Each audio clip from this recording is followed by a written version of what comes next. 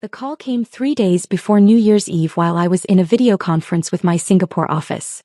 I saw Mom's name flash on my phone and almost declined, but something made me answer. "Emma, I need to talk to you about New Year's." Her tone was the one she used when delivering news she expected me to accept without argument. "We're doing something different this year." I muted my laptop microphone. "Okay. Your brother Marcus has been invited to his boss's estate in the Hamptons. Jackson Reed, you've heard of him surely. The tech billionaire? Founded Nexus Systems. I'm familiar with Jackson Reed. Well, Marcus has been instrumental in their new AI division, and Mr. Reed is hosting a very exclusive New Year's Eve celebration. He told Marcus to bring family. But Emma, these are serious people. Billionaires, tech executives, venture capitalists. The kind of people who shape industries." I waited, already knowing where this was going.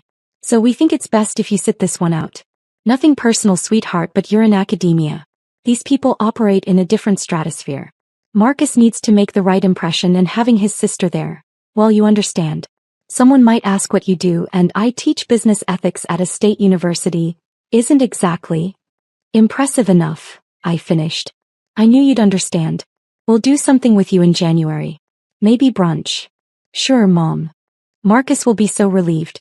He was worried about having to explain your career situation to people who've built billion-dollar companies. You know how he gets anxious about these things.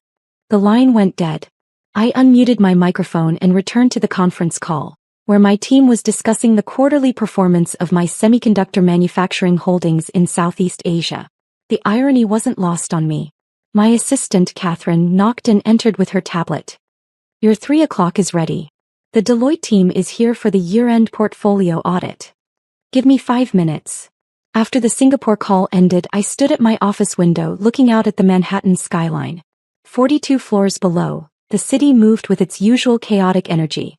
From here I could see 3 buildings I owned. Not that my family knew that. Not that they'd ever asked. I was 36 years old and I'd spent 14 years building an empire my family never knew existed. It started simply enough. I'd gone into academia because I genuinely loved teaching business ethics and corporate governance. Got my PhD at 25, landed a position at a decent state university. My family had been disappointed but resigned. At least I had a stable job even if it wasn't lucrative. What they didn't know was that my dissertation on corporate governance failures had caught the attention of several board members at major companies. What started as consulting work, advising boards on governance structures, helping them avoid the ethical pitfalls I'd studied, evolved into board positions. At 27 I was on my first corporate board. At 28 I was on 3. And then I started noticing patterns. Companies with poor governance weren't just ethical disasters waiting to happen. They were undervalued. The market hadn't priced in their risk yet, so I started buying them. Small positions at first, using money I'd saved from consulting fees. Then larger positions. Then controlling stakes. I'd buy struggling companies with governance problems, fix their board structures, implement proper oversight and watch their value multiply. I reinvested everything. No fancy lifestyle, no public profile. Just acquisition after acquisition, company after company. By 30, I had a private equity fund worth $340 million. By 33, I'd crossed $1 billion in assets under management. By 35, my personal net worth had hit $2.1 billion across 17 companies in 6 countries. I still taught 2 classes a semester because I loved it. I still lived in a nice but not ostentatious apartment. I still drove a practical car. My family assumed my professor's salary was my only income and I never corrected them. Why? For the same reason I'd started documenting everything years ago. I wanted to see who they'd be when they thought I had nothing to offer. My brother Marcus was the golden child. MIT graduate, recruited by Nexus Systems straight out of school, now senior director of their AI division at 33. He made $380,000 a year plus stock options. By normal standards he was extraordinarily successful. By my standards he was an employee. But to our parents, Marcus was proof that they'd raised a winner. Every family gathering became a showcase for Marcus's latest achievement. His promotion. His new car. His networking dinner with someone important. And every showcase required a foil, someone to contrast against his success. That someone was me. At least Emma has job security, Dad would say when relatives asked about me. Tenure track, steady paycheck. Not exciting but stable. She'll never be wealthy, Mom would add. But she's doing meaningful work. We can't all be high achievers like Marcus. At last Thanksgiving, Marcus had brought his girlfriend Sophia, who worked in marketing at a startup. Over dinner, Sophia asked what I did. Emma's a professor, Marcus said before I could answer. Business ethics. Very theoretical stuff. Not like the real business world, but interesting in its own way. Dad laughed. That's diplomatic. Emma teaches people how business should work. Marcus actually does business. Mom patted my hand. We're proud of both our children. Success comes in different forms. The condescension was so thick you could cut it with a knife. I'd said nothing. Just smiled and changed the subject. Because I'd learned that defending yourself to people who'd already decided your worth was pointless. Better to let them believe their narrative and use their underestimation as camouflage. And it had worked beautifully. While Marcus networked aggressively and posted every career win on LinkedIn, I quietly acquired companies. While my parents bragged about Marcus's stock options, I owned stocks in companies worth more than Nexus Systems. While they pitted my professor's salary, I made more in a single day from my portfolio returns than Marcus made in a year. The best part? Marcus actually worked for me in a way. Nexus Systems was one of my holdings. I'd bought a 7% stake 2 years ago when they were going through a governance crisis. I'd helped restructure their board, implement better oversight, and watched the stock triple. Marcus had no idea that part of his stock option value came from changes I'd engineered. But now his boss Jackson Reed was hosting a New Year's Eve party, and I wasn't elite enough to attend. The irony was exquisite. Catherine knocked again. Emma, the Deloitte team is getting antsy. Send them in. The year-end audit took 4 hours. My portfolio had grown 43% over the past 12 months. New acquisitions in emerging markets. 3 major exits. 2 IPOs. The Deloitte partners congratulated me on what they called exceptional strategic vision and one of the most impressive private portfolios we've audited. After they left, I checked my schedule. Tomorrow was the Bloomberg Billionaire Index update, the annual recalculation they released on New Year's Eve. Last year, I'd been ranked number 891. My team estimated I'd moved up significantly. My phone buzzed. A text from Marcus. Mom told you about New Year's? Thanks for being cool about it. Reed's party is supposed to be insane. Elon might be there. Maybe Bezos. Can't have you talking about content ethics while I'm trying to network. Oh. I stared at the message for a long moment, then replied, have fun. Another text, this time from Mom. Just wanted to say we really do appreciate you being understanding about New Year's. Marcus worked so hard to get this invitation. We're so proud of him. I didn't reply. Instead, I called my closest friend Diana, who ran a hedge fund and was one of the few people who knew the full truth about my wealth. They uninvited you from New Year's, she said immediately. I can hear it in your voice. Mom called. Said I'd embarrass them in front of Marcus's billionaire boss. Diana's laugh was sharp. Jackson Reed? The guy whose company you partially own? That billionaire boss. The very same. Emma, you have to tell them. This has gone beyond funny into cruel. They're being cruel to themselves, I said. I'm just letting them. For how long? Until they die, never knowing their daughter is wealthier than everyone at that party combined. Maybe. I haven't decided. Diana sighed. You know what I think? I think you're waiting for the perfect moment. The moment when the truth hits so hard they can't deny it or minimize it or spin it into something that still makes Marcus look better. She wasn't wrong. The Bloomberg index drops tomorrow at midnight, I said. And you'll be on it. Probably. Definitely. You crossed $2 billion this year. You'll be listed. And the moment that list goes public, anyone can Google your name and see exactly how wealthy you are. Yes. So if your family happens to be at a party full of billionaires and tech executives when that list drops, and if someone happens to notice your name, and if someone happens to mention it to your brother or your parents, then the truth reveals itself without me having to say a word. You're diabolical, Diana said with admiration. I love it. I'm not doing anything. I'm simply existing. If they discover the truth organically, that's not my responsibility. Keep telling yourself that. What are you doing for New Year's since you're too embarrassing for the family party? Working. I have a board meeting in Tokyo on January 2nd. I'll probably just stay in and prep. You're a billionaire who's spending New Year's Eve alone working. I'm a professor who enjoys her research, I corrected. The billionaire thing is just a side effect. After we hung up, I sat in my office as the sun set over Manhattan. My phone buzzed with end-of-year messages from colleagues, board members, investors. People who knew exactly who I was and what I'd built. None of them were my family. That night, I got another text from Marcus. By the way, if anyone from the university asks, don't mention Reed's party. Don't want people to know I'm hanging with billionaires. Sounds douchey. I replied, your secret is safe. His response, you're the best. This is why you're my favorite sister. I was his only sister. New Year's Eve arrived cold and clear. I spent the morning on calls with my London and Frankfurt offices, reviewing Q4 performance across my European holdings. Afternoon was dedicated to reviewing the Tokyo board meeting materials. By evening, I'd changed into comfortable clothes, made dinner, and settled in with a book on corporate governance in emerging markets. At 10 p.m., my phone started buzzing. Catherine texted, Bloomberg index drops in 2 hours. You sitting down? Why? My contact there says you're number 673. Up from number 891. Your net worth is listed at $2.4 billion. I stared at the number. $2.4 billion. It was accurate. More accurate than I'd expected, actually. Bloomberg had done their homework. That's good work on their part, I texted back. Emma, you're about to be publicly listed as a billionaire. Anyone can Google your name and see this. Including your family. I'm aware. And they're at a party with Jackson Reed and every tech billionaire in New York. I'm aware of that too. You're really going to let this play out organically? I'm not letting anything happen. I'm simply not preventing it. At 11:30 my phone rang. Diana. Are you watching social media? She demanded. No. Should I be? Several people from the tech world are posting about being at Reed's party.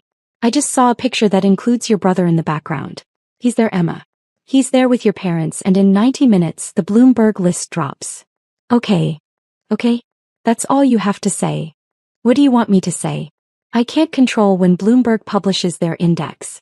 I can't control who's at what party. I'm just existing, Diana. You're impossible. I'm coming over. You shouldn't watch this alone. I'm not watching anything. I'm reading. But she came anyway, arriving at 11:45 with champagne and a laptop. If we're going to watch your family's world implode, she said, we might as well do it properly. At 11:58 we sat on my couch, her laptop open to Bloomberg's website. The current year's index was still displayed. At midnight it would refresh with the new data. Last chance to call them, Diana said. Give them a heads up. They uninvited me from New Year's because I'd embarrass them. I think they've made their feelings clear. Fair point. At exactly midnight the page refreshed. Diana scrolled through the list. Here we are. Number 673. Imagine. Net worth, $2.4 billion. Primary sources. Private equity holdings, semiconductor manufacturing, tech governance consulting. She turned the laptop toward me. There was my name, my net worth. All public. For about 30 seconds nothing happened. Then my phone lit up like a Christmas tree. First text was from a board member. Congratulations on making the list. Well-deserved recognition. Then another from a business school colleague. I had no idea. Emma, this is incredible. Then another. Just saw the Bloomberg index. You've been holding out on us. They kept coming. Dozens of them. Colleagues, former students, professional contacts. All suddenly realizing that the business ethics professor they knew was also a billionaire. Diana was watching something on her laptop. Oh my God. What? Financial Twitter is going crazy. People are doing deep dives on your holdings. Someone just posted. Emma Chin has been teaching business ethics while running a $2.4 billion empire? Legend. It's got 15,000 likes already. My phone rang. Catherine. Emma, I'm getting calls from reporters. Bloomberg, Wall Street Journal, Forbes. They all want interviews about how you built your wealth while maintaining an academic career. What should I tell them? Tell them I'm unavailable for comment. They're very persistent. Then tell them to email requests through the university's PR department. That should slow them down. More texts flooded in. Then my phone rang with an unknown number. I declined it. It rang again immediately. Declined again. Diana was scrolling through social media, occasionally laughing. Someone found your Rate My Professor page. The top comment is now. She gave me a B+, but she's worth $2.4 billion, so I guess she knows what she's talking about. Despite everything, I smiled. Then at 12:23 a.m., my phone rang with a number I recognized. Marcus. I looked at Diana. She nodded. I answered. Hello. Emma. His voice was strangled, almost panicked. What the fuck is happening? You'll have to be more specific. The Bloomberg Billionaire Index. Your name is on it. It says you're worth $2.4 billion. Yes, that sounds right. What do you mean that sounds right? How can you be a billionaire? You're a professor. I'm both actually. I teach 2 classes a semester and I manage a private equity portfolio. They're not mutually exclusive. I could hear noise in the background, party sounds, people talking. Someone was yelling. This has to be a mistake, Marcus said. Bloomberg made an error. Got the wrong Emma Chin or something. It's not an error, Marcus. But you teach at a state university. You drive a Honda. You live in a 1-bedroom apartment. 2 bedrooms, actually. And yes, I do all those things. None of them prevent me from also managing a multi-billion-dollar portfolio. Mom, he yelled away from the phone. She says it's real. She says she's actually. His voice cut off. Then Mom's voice. Emma? Sweetheart? There's some confusion here. People are saying you're on some billionaire list? There must be a mistake. No mistake, Mom. But you're a professor. You make what, $85,000 a year? $127,000, actually. That's my teaching salary, yes. Then how? I don't understand. I also run a private equity fund. I've been doing it for 14 years. I buy companies, fix their governance structures and increase their value. Currently, I manage about $2.4 billion in assets. The silence on the other end was profound. Then Dad's voice. Let me talk to her. Emma, this is some kind of joke, right? You're punking us. No, Dad. It's real. Has been for years. Years? How many years? I crossed my first billion about 3 years ago. I've been in private equity for 14 years. His voice cracked. You've been doing this for 14 years and never mentioned it? You never asked. Never asked? Emma, you don't wait to be asked about something like this. Why not? You never asked about my consulting work. Never asked about my board positions. Never asked where I got the money for my apartment or how I could afford to travel to 6 countries last year on a professor's salary. You just assumed I was barely getting by. Mom's voice came back. We need to talk about this. Where are you? Come to the party right now. We need to. I wasn't invited to the party, remember? I'd embarrass you in front of Marcus's billionaire boss. The noise in the background changed. Someone was talking urgently. Marcus came back on. Emma, holy shit. Jackson Reed. My boss, he just asked if I'm related to you. He knows who you are. He said you own 7% of Nexus Systems. Is that true? Yes. You own part of the company I work for? I helped restructure your board 2 years ago during that governance crisis. The stock has tripled since then. You're welcome, by the way. Your options are worth significantly more because of my work. Oh my God. His voice was faint. Everyone here knows who you are. Reed just said you're one of the most respected governance experts in private equity. Someone else said you sit on 12 corporate boards. The guy from Sequoia Capital said he's been trying to get a meeting with you for 2 years. That's accurate. And he stopped. We uninvited you. Mom told you not to come because you'd embarrass us. Yes. Because we thought you were just a professor. Yes. While you're actually wealthier than almost everyone at this party. I haven't done a full accounting of the guest list, but statistically, probably yes. I heard him talking to someone, his voice muffled. Then, Emma, Reed wants to talk to you. He's asking for your number. What should I tell him? Tell him to email my assistant. Her contact information is on my company website. Your company website? You have a company website. Sterling Governance Partners. It's been active for 12 years. 12 years. He sounded dazed. We could have Googled you at any time. Yes. Mom's voice again. Emma, sweetheart, we need to see you. Right now. We had no idea. We need to talk about this as a family. It's after midnight, Mom. I'm not traveling to the Hamptons. Then we'll come to you. We can be there in 2 hours. No. I'm going to bed. I have work tomorrow. Work? What work? It's New Year's Day. I have a board meeting in Tokyo. It's already afternoon there. A board meeting? In Tokyo? Emma, we need to understand what's happening. What's happening is that you're discovering I'm not who you thought I was. That's not my emergency, Mom. That's yours. I hung up. Diana was staring at me with wide eyes. That was brutal. That was honest. My phone immediately started ringing again. I silenced it. They're going to lose their minds, Diana said. They already have. Over the next hour, I received 43 calls from family members, 12 voicemails, and 68 text messages. I read none of them and answered none of the calls. Instead, Diana and I drank champagne and watched as social media erupted. The story was already everywhere. Secret billionaire professor. The ethics teacher who built a $2.4 billion empire in silence.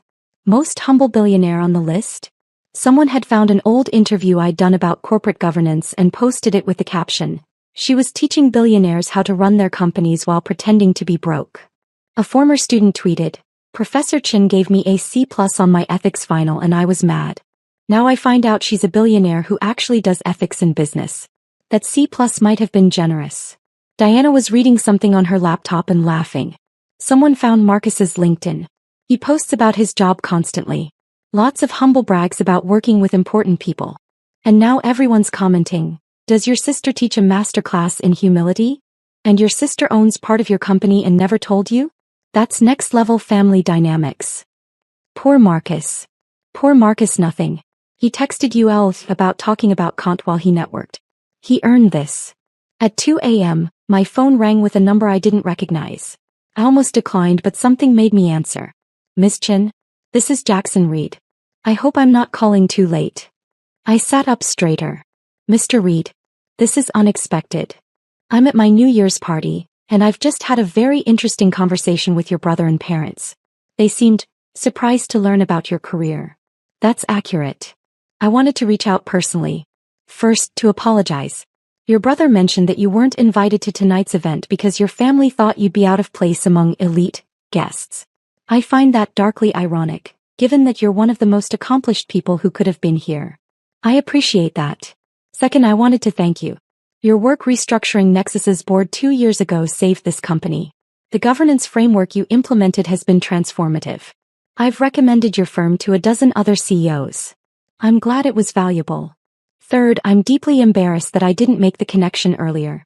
Your brother works for me, I know you're his sister, but I never connected you to Emma Chin of Sterling Governance Partners. That's inexcusable. You had no reason to make that connection. I keep my family life and professional life separate. Clearly. May I ask why? I considered this. Because I wanted to see who they'd be when they thought I had nothing. And I wanted to build something that was entirely mine. Not connected to my family, not dependent on their approval or understanding." He was quiet for a moment. "That's remarkably disciplined. And somewhat heartbreaking. It's been educational." "I imagine so. Listen, I know this is inappropriate timing, but I'd love to discuss some governance challenges we're facing in our international divisions. Would you be open to a meeting in January? Have your office contact my assistant. We'll find a time." "Perfect. And Ms. Chin? Your family is still here. They're quite eager to speak with you. Your mother has asked me 3 times if I can convince you to come to the party." "What did you tell her?" "I told her that if you'd been invited initially you might have come. But people who uninvite someone and then re-invite them when they discover their value aren't typically rewarded with compliance." I smiled. "That's astute. I have good corporate governance. I learned from the best." He paused. "They're learning a difficult lesson tonight. Several of my guests have made pointed comments about the irony of the situation. I didn't intend to embarrass them." "You didn't. They embarrassed themselves. You simply existed and the truth came out. There's a difference." After we hung up, Diana looked at me. "Jackson Reed called you personally at 2 a.m. to apologize and ask for a meeting?" "Apparently. Your brother must be dying." "That's not my concern." But she was probably right. Marcus had spent years positioning himself as the successful sibling, the one with connections, the one who understood how real business worked. And in one night that entire narrative had collapsed. I didn't feel victorious. I felt tired. At 3 a.m. Diana left, making me promise to call if I needed anything. I finally looked at my messages. 47 from Marcus, ranging from panic to anger to something that looked like grief. 32 from Mom, all variations of "we need to talk" and "please call us." 18 from Dad, more subdued but equally urgent. And 1 from Sophia, Marcus's girlfriend. "I always wondered why you never corrected them when they talked down to you. Now I understand. You were gathering data on who they really were. That's the most professor thing I've ever seen." I smiled and turned off my phone. The next morning I flew to Tokyo. My board meeting went well.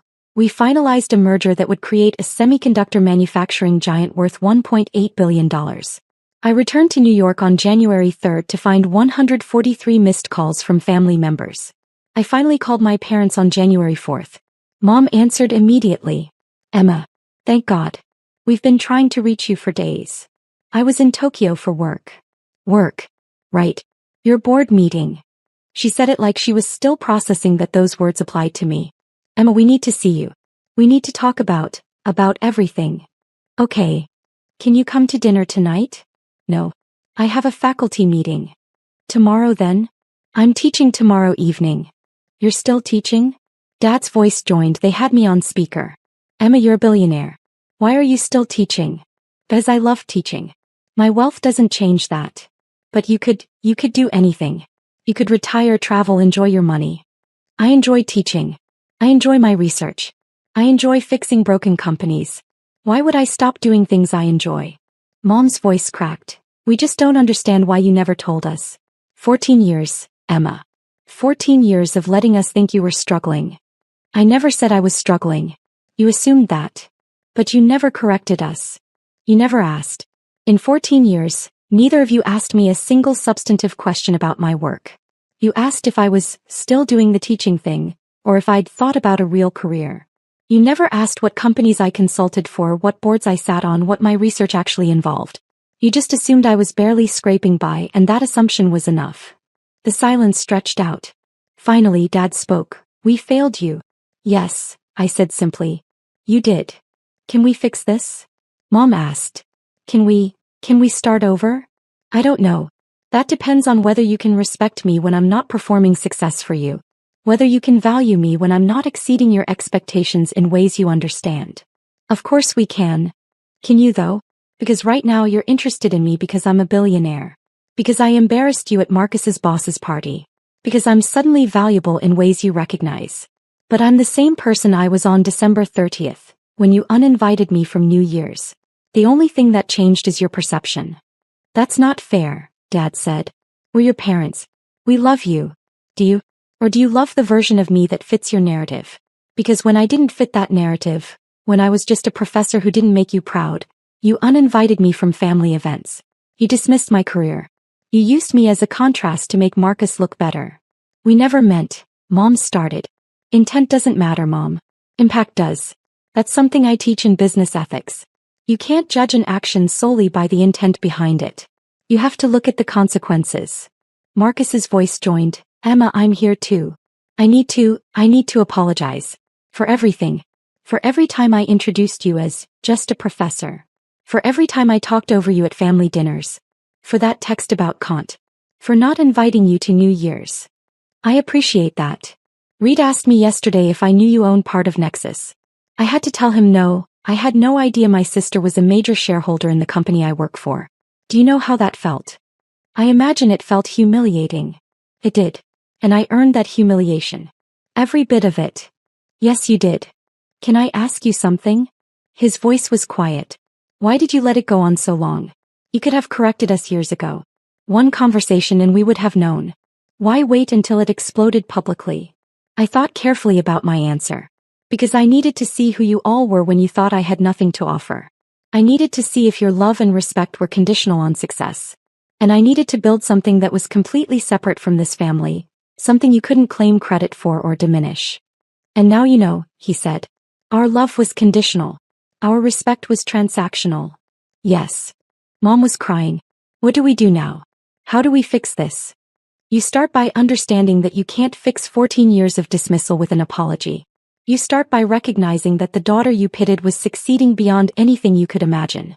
And you start by asking yourselves why you valued Marcus's $380,000 salary more than my passion for teaching, without ever bothering to look beneath the surface. We're so sorry, Dad said. We're so sorry. I know. But sorry doesn't erase the damage. Sorry doesn't change the fact that you uninvited me from New Year's because I'd embarrass you. Sorry doesn't change the fact that you spent years making me the family disappointment. What can we do? Mom asked desperately. Tell us what to do. I don't know yet. Right now I need space. I need to decide if I want to rebuild a relationship with people who only valued me when they discovered my net worth. That's not, Marcus started. Yes, it is. Be honest. If Bloomberg hadn't published that list, if you'd never found out about my wealth, would any of you be calling me right now? Would you have invited me to Easter? To the next family wedding? Or would I still be the disappointing daughter who chose academia over success? None of them answered. That's what I thought, I said quietly. I'll be in touch when I'm ready. Until then, I need space. I hung up before they could respond. 2 weeks later, I was in my office when Catherine buzzed. Emma, you have a visitor. She says she's your mother and she's not leaving until you see her. I sighed. Send her in. Mom looked smaller, somehow older. She sat across from my desk and looked around at the office. The skyline view, the expensive art, the subtle markers of serious wealth. I've never seen where you work, she said quietly. You never asked. I know. She twisted her hands. Emma, I've spent the last 2 weeks thinking about everything. Reading about your career. Going through old conversations. And I've realized something terrible. What's that? You told us. Not directly, but you tried. 3 years ago you mentioned you'd bought a new apartment. I said, how nice, professors must get good mortgages. You said, actually I paid cash. I said, must have been a small place, and changed the subject. You tried to tell me and I didn't listen. I remembered that conversation. 5 years ago, she continued, you mentioned you were flying to Singapore for work. I said, what, some academic conference? You said, board meeting actually. I laughed and said, board meeting, how fancy, like it was a joke. You tried to tell me and I mocked you. I remember. 7 years ago, you told your father you'd been asked to join a corporate board. He said, they must be desperate if they're asking professors. You said, it's a Fortune 500 company. He said, well, every board needs someone to take notes. And you just stopped trying to tell us. Tears were running down her face now. We didn't just fail to ask, Emma. We actively prevented you from telling us. Every time you tried to share something about your real career, we dismissed it. We made it clear we weren't interested in anything that didn't fit our narrative. Yes, I said. You did. I don't expect you to forgive us. I don't expect you to want a relationship with us. I just needed you to know that I finally understand what we did. We didn't just ignore your success. We punished you for trying to share it. She stood to leave, then paused. For what it's worth, I've been reading everything I can find about your work. The companies you've saved, the boards you've restructured, the way you've changed how corporations think about governance. You've done more to make business ethical than most people do in 10 lifetimes. Thank you. I'm proud of you. I know that means nothing now, but I am. It doesn't mean nothing, I said carefully. It's just complicated. I understand. She walked to the door, then turned back. Marcus asked me to tell you something. He's been going through therapy. Dealing with some things about how he built his identity around being the successful sibling. He wanted you to know he's working on it. That's good. And your father is reading your published papers. He says he doesn't understand half of it, but he's trying. That's good too. After she left, I sat at my desk for a long time thinking. 3 months later, I had coffee with Marcus. He looked different. Less polished, more genuine. I quit Nexus, he said. What? Why? Because I realized I was working there partially to compete with a sister who wasn't competing with me. Because I was building my identity around being the successful one, and that foundation was rotten. I needed to figure out who I am when I'm not being compared to you. Where are you working now? A non-profit, actually. Healthcare advocacy. The pay is terrible. The work is meaningful. I'm terrible at it so far, but I'm learning. I smiled. That's brave. It's overdue. He paused. I also wanted to tell you something. Reed, Jackson Reed, he offered me a promotion. More money, more prestige. And I realized he was offering it because of you. Because I'm your brother. Because he wants access to you and thinks promoting me will help. What did you say? I said no. I told him that if he wants to work with you, he should approach you directly. That I wasn't going to use our relationship as a professional asset.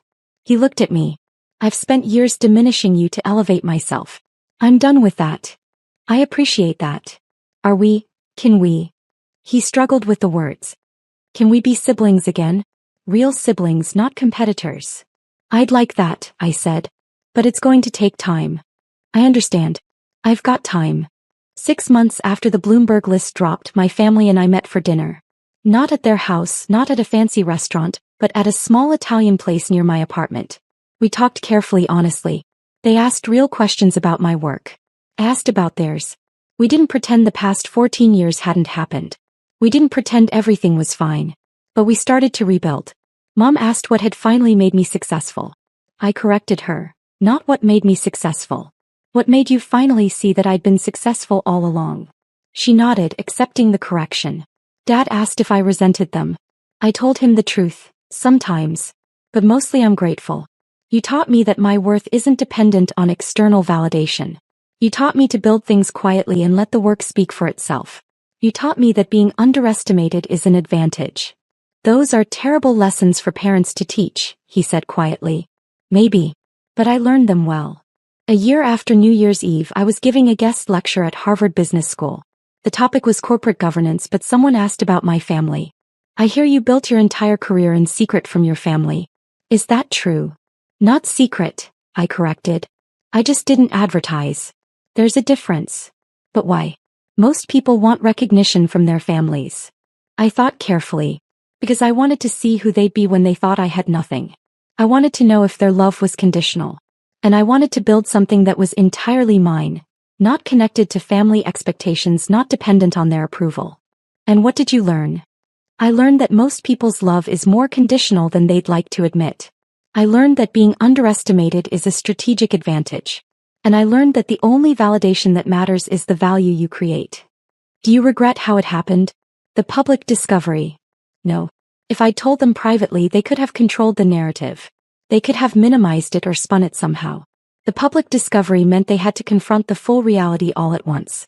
No filter, no spin. That seems harsh. Maybe. But 14 years of dismissal was harsh too. Sometimes the truth needs to hit hard enough that it can't be denied. The student nodded slowly. So you built a $2.4 billion empire partly to prove a point to your family? No, I corrected. I built it because I'm good at identifying value others miss. The fact that my family missed my value for 14 years. That was just data. Useful data, but not the motivation. After the lecture, I checked my phone. A text from Mom. Watched your Harvard lecture online. You were brilliant. Dad and I are so proud. I smiled and replied, thank you. Have dinner next week? We'd love that. Another text from Marcus. Your lecture was incredible. Also, I just got promoted at the nonprofit. Turns out I'm pretty good at this when I'm not trying to compete with you. Congratulations. That's well deserved. Thanks, Nema. Thank you for not giving up on us completely. We didn't deserve your patience. We're family. We're learning. As I walked through Harvard Yard back to my hotel, I thought about that New Year's Eve 14 months ago. The moment the Bloomberg list dropped. The moment my phone exploded. The moment my family's narrative shattered. People asked if I'd planned it. If I'd orchestrated the public reveal.